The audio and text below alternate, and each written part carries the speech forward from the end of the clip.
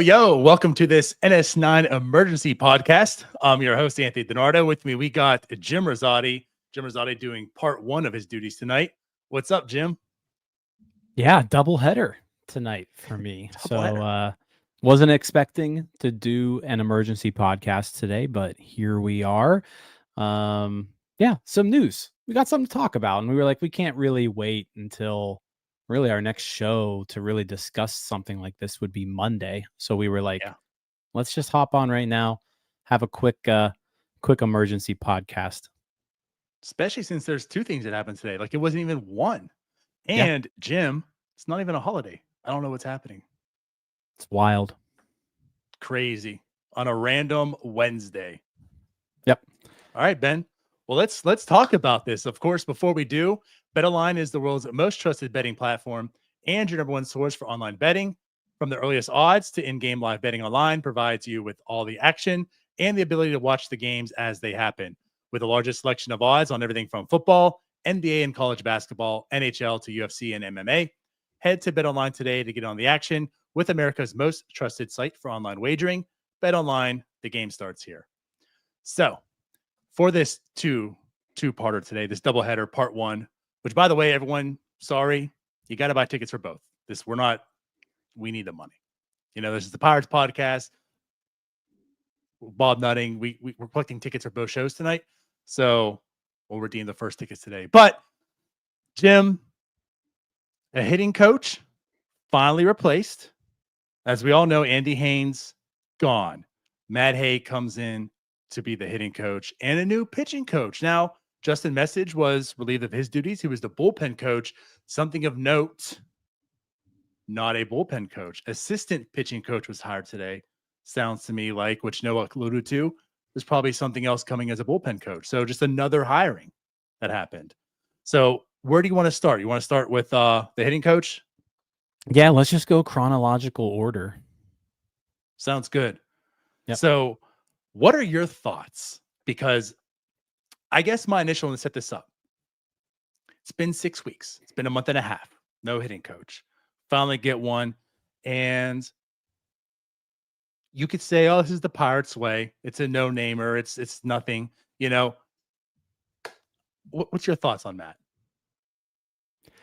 I don't know how anybody can dislike this hitting coach hire. I mean, by all accounts, from what we've seen, very highly regarded, very up and coming.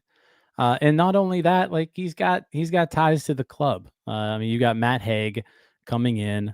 He the hit collector, right? If you remember, from over a decade ago, he was a Pirates prospect, not necessarily the most highly regarded one, but he was known for his hitting. Like the guy could hit. Wasn't necessarily like a power guy, but the dude could pick up hits. He had this legendary spring training one year, and he got this nickname among fans, the hit collector.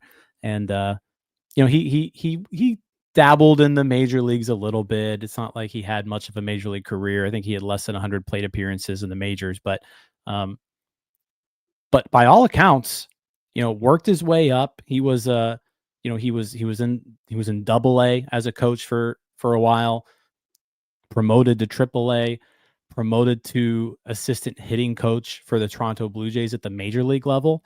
And again, by all accounts, like reputation, one of the top up and coming hitting coaches in the game, from what we're seeing. So I think, it's hard to judge a hire like this because you really don't know how it ends up until after it happens. Right. But I think the best way I can say is I'm I'm cautiously optimistic here. You know, I mean, this isn't some retread like Andy Haynes was. Like, this isn't a guy like this guy's never been fired from a job because he didn't do a good enough job there. This is a guy who's worked his way up over the last few years in the Blue Jays system. He reached the majors as an assistant hitting coach, and now he's getting promoted again. So you want to see stuff like that with, you know, these like young, hungry guys. And this is a complete 180 from the next guy that we're going to talk about later on in this show. But no, I think you got to be cautiously optimistic here. I think that's the fairest way to put it, and probably for like any Pirates hiring, just well, I guess not any, but like it's hard to go all gung ho on a Pirates hiring because they haven't shown us like, oh, they make slam dunks. You know, if this is like another organization and they made a signing like this, the NS9 version of that podcast might say, well, you know what? I trust them. Like they do outstanding stuff. He's young and upcoming. They see something. They're ahead of the game now. You know, they see something in him. They're going to do something. When you're a Pirates podcast like we are, you're cautiously optimistic because they tend to not always do the right thing, right? But when you see this hiring, I mean, a couple things stand out. So first off, he is unknown. He's just 39 years old. But like with that, you say, well, hey, he's just 39 years old and he's already in this place. He didn't have a great MLB career. Like he's not playing on the back of, hey, I hit 500 home runs. Sign me. You know, you look at his base, the back of the baseball card, and there's 0 home runs. There's a 250 batting average. I mean, actually, well, my bad. It's a 226 batting average. Like it's today's day and age, it's not too bad, but you know what I mean? Like nothing stands out and says, okay, you have all the qualifications because you were a good hitter. What you see here is 2015, he ended up in Toronto's system. His last time in the majors, 15 plate appearances. And shortly after, he was in their system coaching. They saw something in him, you know, like they saw something in him as far as that side. You know what? You're a coach, you're a leader of some sort. We want you in our system. Just stay away from the field playing. And he did, and he worked his way up, and he was assistant hitting coach last year. You know, you look at the Blue Jays system, it's been good hitting, right? Like he's also coming from an organization that tends to know how to hit, but of course, put on the Pirates helmet, and you can say, well, it's easy when you have players who can hit. And there's a lot of people going to say, okay, great. So this could be a good hiring. Does he have the talent and the players to do so? Like, you know, it's easy to make Vlad Guerrero a good hitter. He's a good hitter. Can you do that over here? But regardless, like when I do look at this, yes, you were the one that quoted that Fangraphs article where they talked to him. A lot of things stood out. What really stood out was like his mindset and understanding pitching.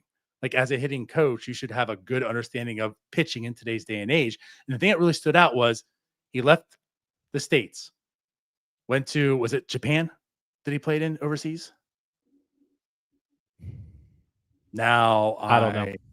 I'm not sure, but he came back, and the thing he said he noticed was like the pitching was so different. You know, we're talking about the 4 seams up high and such, right? It was so different, and like to me, it almost makes it like there was a different viewpoint on him. He had to understand and learn pitching all over again so he can hit. And of course, he didn't do those things, but maybe that's what helped guide him to this. He had to learn or relearn the way the pitching was done in the States to understand how to hit. And yeah, so he says he played in Japan. So thanks, Parliament. So something again, like what stands out to me is it's easy to say go get a Barry Bonds because Barry Bonds hit all those home runs he could hit. But it's like the Michael Jordan effect. Because you're a great player doesn't mean you're able to teach that to other people because you have gifts that nobody has and no one can understand and relate to. Some of the best coaches are the ones that had all the struggles. So I put that out there as well. For people to look at this and say, well, the guy couldn't hit. He had no major league career. What are you going to do teaching Brian Reynolds how to hit? O'Neill Cruz how to hit? Henry Davis how to hit? Those guys actually make some of the best coaches and the best mentors because they saw all the struggles. Yeah, I mean, there aren't many coaches or managers out there who were good Major League Baseball players. That's not how it works out, right? So yeah, anyone who's like poo-pooing this because Matt Hague wasn't a good Major League hitter, like that's just a I'm mad at the Pirates because like the Pirates couldn't have done anything correct in their eyes. And again, this might be a terrible hire. It might go down. It might be terrible, right? But there is nothing that Matt Hague has done to this point that should make you think that this is a terrible hire. Now, there's nothing necessarily to say this is a great hire. Again, it's one of those things where you just got to wait and see. He's qualified to do the job. He's clearly shown that that people like his leadership ability. They like what he's teaching. Or otherwise, he wouldn't have gone from AA to AAA to the majors in 4 years in the Toronto Blue Jays organization. I'll point this out too. One thing that I really that jumps out to me, and this was something that was brought up in our Discord, I believe, earlier today. But a lot has been said about the Pirates and Andy Haynes's approach to hitting, where it's be very patient, wait for your pitch, and that sort of philosophy led to a lot of 2-strike counts. It led to a lot of strikeouts. Didn't lead to a ton of contact. The Blue Jays, kind of the opposite philosophy. If you look at the Blue Jays, very high contact rates. They don't strike out a lot. So maybe this hire, not only it's a shift just from Andy Haynes to Matt Hague, but perhaps this is a shift in organizational philosophy on how we approach hitting. Like I said, we won't know until we talk to Matt Hague, until we see what he's teaching, until we see what happens on the field. But the Blue Jays and the Pirates, philosophy-wise, very different. Very different. Yes. The Blue Jays put the ball in play. That's what they've been doing. The Pirates haven't been. So, yeah, I'm interested to see how this goes. And listen, I'm excited to kind of get a young, hungry guy in there who, by all accounts, is a up and comer. Now, And that's again, something too. you're only as good as the tools that you're working with a lot of times too. Right. So yes, they have a new hitting coach, but you also have to go out there and get some hitters too. So, I mean, that's also the caveat to all of this. Yep.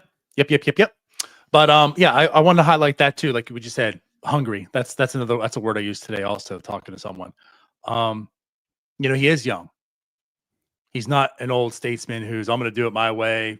Listen to me. He's hungry. He wants to make it like this is his opportunity. This might be his one shot, to quote Eminem. So, but this is it. He's hungry. He wants to make. What's that? I was on a Zoom call earlier today, and someone said the exact same reference, the exact same Eminem reference. That's 2 in the last 4 hours for me. I'm so sorry. I'm not. So, but again, he's hungry. He wants to go out there. Hopefully, you're hoping this, right? Because he's young and this is his opportunity to make a name for himself and land this spot that, again, he's under 4 years old. He's a hitting coach. Yeah, let me get to work. And because of that is where I lead to this part. You're 6 weeks into the off season. If there's one thing that he's working with a disadvantage of, he's 6 weeks into the off season. The Cardinals, the Cubs, they've been sitting at home. They got their instructions from their hitting coach who knows them well, what to do for this offseason. The Pirates hitters just been kind of chilling.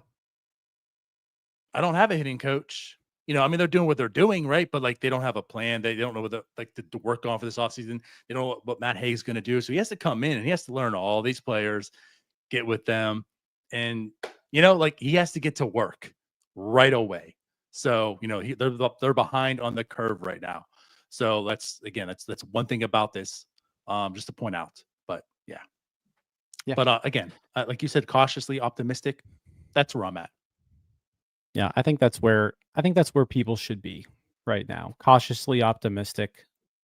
I mean, you can. There's no reason, I think, like I said, no reason to be negative about this move. It's a move that a lot of teams, I think, would have made. So, yeah. All right. Now, shifting gears. Yeah. The Pirates also signed an assistant pitching coach who is not young. He's very old. 76 years old. Brent Strom. Yeah. So let me set this up. We talk about Matt Hague, and because he's young, he's hungry. We like the fit. Brent is old. He's again like I can't say he's hungry. He's done. He's retired already once. He said, "I'm done with baseball." And then the Diamondbacks said, "Hey, want some more money?" He said, "You know what? Why not?" Went to the Diamondbacks. Was there for a couple years. Got fired this past season. But I mean, again, he's been around. And there's one thing you want to like stamp, and like Pirates fans can kind of relate to him and such. Like he was there when the Astros won the World Series, right? When Garrett Cole left the Pirates and turned into Garrett Cole. Well, who was there? Brent Suter. So, I'm sorry, Brent Strom. I swear I've been saying that name in my head every time. Anyways, I think someone said that on Endless Jeopardy last night too. But regardless, he was there. He was there. He's the fastball up high, curveball down low, getting vertical. It's almost like the antithesis of Oscar Marine, who's the two-seamer slider guy. So what is your take on this hiring? I mean, you have to love it. You've got to love it. He's widely regarded as one of the best pitching coaches of all time, right? I mean, just I'm aware of who he is. It's not like I pay attention to other teams' pitching coaches, but once we hired him, I look him up, and hey, this was the guy who was coaching the Astros when they acquired Charlie Morton and Garrett Cole, and was like, hey, do these things, and then they took off. Right, their career trajectories just exploded. You saw him go to Arizona, and you look at these Arizona pitchers like Merrill Kelly, a guy who was in overseas for years, came back over to the U.S. and he started off his first couple seasons as like an average pitcher, but then takes over as the new pitching coach, and all of a sudden Merrill Kelly is one of the best pitchers in the National League. You look and see what he was able to do with Brandon Pfaadt, Zach Gallen. Zach Gallen had a ton of talent, but like Zach Gallen is a good pitcher. Turned into Zach Gallen. Yeah, you look and see what he did with like a Ryan Nelson type guy this year, who had a really good breakout season after kind of middling around back and forth for a while. So, by all accounts, this dude knows how to pitch. Like he knows pitching. And he's been able to unlock certain things with players throughout his entire career. You put this guy with Paul Skeens and Mitch Keller and Jared Jones and Bubba Chandler and Luis Ortiz and Johan Oviedo, along with what we've seen from Marine. Like no one here is saying Marine's done a bad job. Like I think Marine's done just a fine job. But you bring, is it Strom? Is it Strom? I'm not entirely sure. I'm going to say Strom for now. Not entirely positive. Thinking. But there's no H. I also want to put an H in there too. Yeah, but like just based off what he's done throughout his career, he's done some really impressive things. He's been a pitching coach since 1996. The guy's been a pitching coach for almost 30 years. Pretty consistently. The Astros, the Royals, the Astros, the Diamondbacks won a World Series with the Astros, took the Diamondbacks to a World Series, when they shouldn't have, on the backs of, their pitching. So yeah, you've got to be happy with this, because this is just another guy who's been around a long time. He knows what to do. He knows how to unlock things in pitchers. You add him into the mix with this pitching staff, you gotta feel good about it. Yeah. So quick look at Baseball Reference. They don't have the pronunciation, and his nickname is Stromy or Stromy. So it doesn't help. Doesn't help. No. Maybe someone in the chat can help us. Is it Strom or is it Strom? Yeah. Just so we're the big Astros fan acting like or idiots. Diamondbacks fan. Yeah. Yeah, man. Like it's funny because we talk about, right? It's a complete opposite here. It's the old guy who's done well. He has his mark, but yeah, like I like the fact that he's a compliment to this pitching. He's the assistant pitching coach. And again, like I feel like you mentioned how Oscar Marine isn't doing a terrible job by any means. You know, like we've said, like if they get rid of all the pitching coaches and keep Oscar Marine, like perfectly fine. Now, if they wanted to get rid of him too, like I'm not going to cry about it, but like I think he's proven himself to stay, and he's staying. You know, and he has certainly made his mark on turning some guys around. But I think the one thing about it is, and maybe I'm too harsh in saying this, but I have said it. It's not that he's just been able to unlock everyone, say, here's your talents. I think we've kind of leaned on like he has a type, right? Kind of like Ray Searage and to a degree, but differently. Like he's able to, he loves the 2-seamer and the slider still. Still a lot of horizontal there. So like bringing in Brent Strom, it's different. And it's like, yes, like I think he can help unlock some pitchers that are already on the team, right? Maybe take them to the next level, help out that because he has a different mindset, different abilities. But also maybe he can help, like they can also target other pitchers because of him also that have those skill sets that maybe Oscar Green's like, you know what?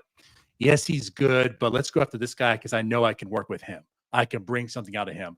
I'm cautiously pessimistic that I can bring it out of him. With this guy here, also with you, he can add his 2 cents. Like, you know what? I got him. So like that's what I like. I just feel like they both complement each other well. Still Oscar Marine's gig. He's the pitching coach. I hope like Brent's okay with that. But at 76 years old, going to be 77, maybe you should. But like I think they can really complement each other, and that's what I really like about this. And again, just the length of knowledge this guy has about pitching. And you're bringing the guy that changed Charlie Moore. Well, really, I mean, Garrett Cole for sure, but like Charlie Moore and also in that also, again, the Pirates relation there, he changed their careers around and you see what they are. So you cry and are upset that how the Pirates keep doing this, how they keep losing these guys and they figured out elsewhere. Well, now they got that guy here.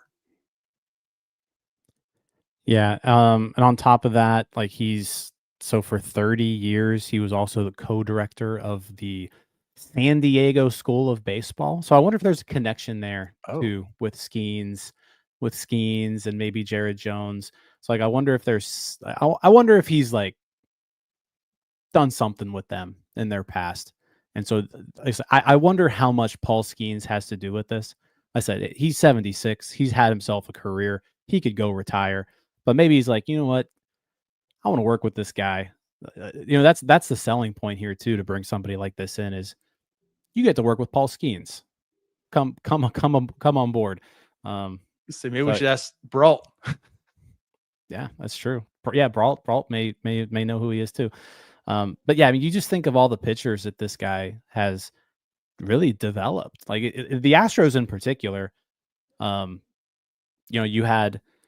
You had Verlander come in, and I mean, obviously he was already developed, but Verlander took another step forward when he got to Houston. Dallas Keuchel was trying to, revitalize his career with Houston. Framber Valdez, Jose Urquidy, Luis Garcia, these guys, like Houston's just churned out pitchers, under his tenure. And he went to Arizona and he kind of started just doing the same thing there. So yeah, it's this is a home run hire. I don't really think you can do. There's no other way to look at it. And it's Strom, by the way. Thank you, Pitt City. What? Yeah, Strom. Like bomb. Yeah, and there's some people in the comments saying like, Roki Sasaki, take notice. This is maybe an opportunity for the Pirates to go after him. And I think the Pirates are going to do everything in their power to go after Roki. I don't think it's still going to happen, but I mean, this can't help. This can't hurt. Like you just loaded yourself up with some. You've demonstrated over the last couple of years you can develop pitchers. You're now bringing in this guru. I mean, it can only help you, right? Yeah, Jim. If we were talking about Oscar Marine was fired this offseason, and their decision to replace him was this hiring, we would like it. You'd be thrilled. I guess I would. I'm answering for you. I assume you would, but I would like it. I would say, you know what? Hey, I had no ill feelings about Oscar Marine at the point in time. They decided to make that decision, but you know what? They found opportunity to like this guy's the guy. They found like the guy they want to go with that. So I'm like, okay with it. they kept Oscar Marine and they still went after it and got this guy. So again, like I'm with you. I don't think you can like. There's no reason to complain about this at all. The only reason I could is further down the line where you find out like they were just butting heads, and like that's the problem, right? Where Brent Strom is like, I'm smarter than you, Oscar. You're doing this, and he can't sit back. And I'm not saying it's gonna happen, but like that's where this could lead down. Like later down the line, you could maybe look and say this wasn't great, but like at this point in time, I don't know how you look at it and say this was a bad move. And again, this wasn't even to replace the bullpen coach. They're also going to get a bullpen coach, I'm assuming here, right? So like this is just another mind in that pitching factory that they kind of are building right now. I like it. I like it a lot. Yep.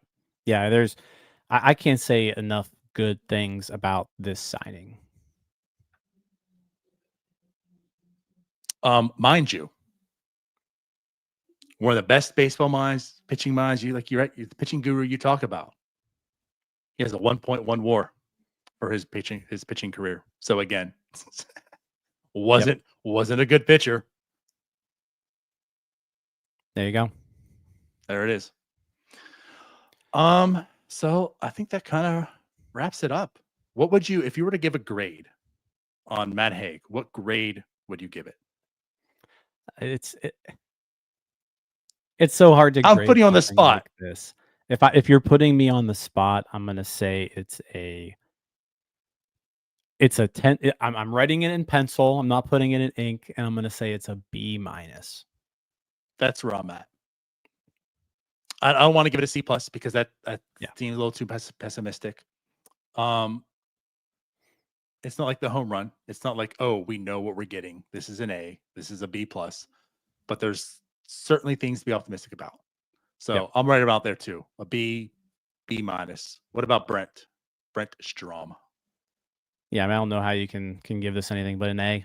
I mean, it's not like he replaced anybody. This is a new position that they're creating, and they're just bringing in someone who clearly knows what he's talking about.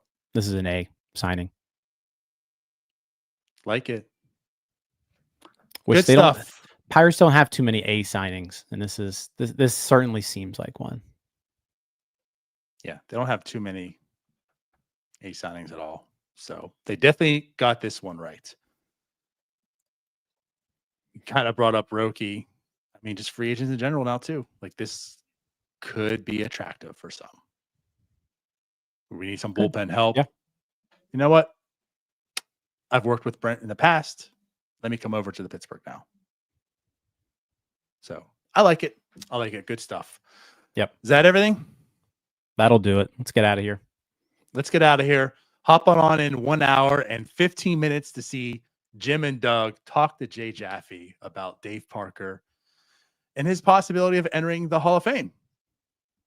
Yeah, it should be. I'm really excited for tonight's episode. I mean, you can't get a better Cooperstown expert than Jay Jaffe. So like dude knows what he's talking about. He's written books on this. So he invented the statistic that kind of people use to vote on these things. So yeah, I'm excited to have a conversation with Jay Jaffe tonight. Hear his thoughts on Dave Parker and his Hall of Fame candidacy. In a completely unbiased poll, 94.7% of our followers right now are voting that Dave Parker deserves to be in the Hall of Fame. So if the poll ends at 9 o'clock, when the show goes live, I'll find out what it is at that point in time, but completely unbiased. So we'll see what Jay has to say. Yep. Let's get out of here, Jim. Part 2 of our doubleheader tonight in 1 hour and 13 minutes. We'll see you guys there. Appreciate everyone as always. Bye-bye. See you guys. All right, that wraps up this episode of North Shore 9. Thanks so much for tuning in. Whether you're listening on the podcast or catching us on YouTube, if you enjoyed the show, please give this video a thumbs up and don't forget to hit that subscribe button if you haven't already. It really helps us grow. And if you're listening on the podcast, a quick review goes a long way in helping others find the show. Plus, be sure to tell a friend about us. There's always room for more here in the NS9 community. And for those looking to support us a little more, consider joining our Patreon, become an MVP member, and get exclusive perks while helping us continue to bring you more of the Pirates content you love. Thanks again for all your support, and let's go Bucks.